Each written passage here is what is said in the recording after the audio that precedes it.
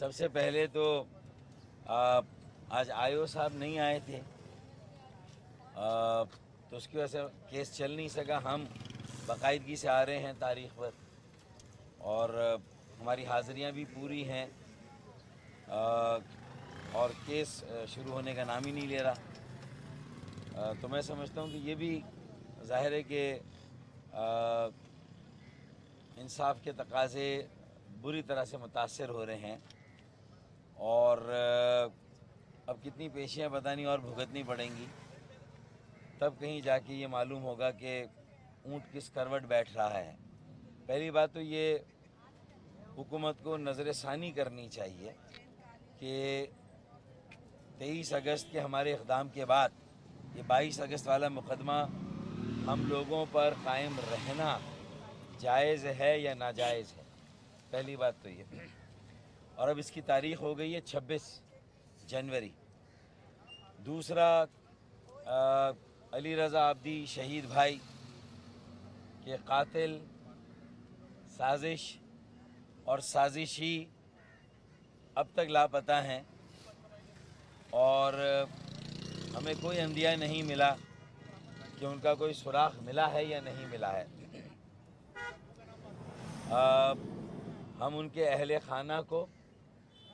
और अली रज़ा आब्दी शहीद भाई की रूह को और उनके तमाम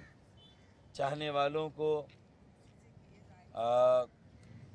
वो जिस मौक़िफ़ पर डटे हुए थे और जितने सच्चे और खरे थे,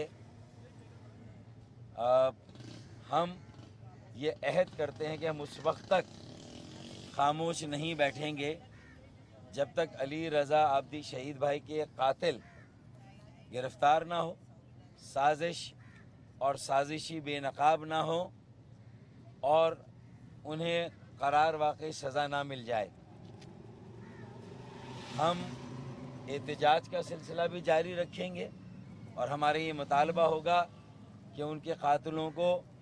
जल्द अज जल्द गिरफ़्तार किया जाए ताकि अदल व इंसाफ के पूरे निज़ाम पर हुकूमत वक्त, चाहे वफाकी हो, सूबाई हो और क़ानून नाफिज करने वाले इदारे हों,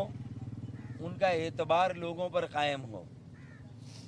तो उसके लिए ज़रूरी है कि ये बड़ा हाई प्रोफाइल मर्डर है और इसमें कोई शक की गुंजाइश नहीं है कि अली रज़ा आब्दी शहीद भाई को एक घिनौनी साजिश के तहत कत्ल किया गया है। कराची को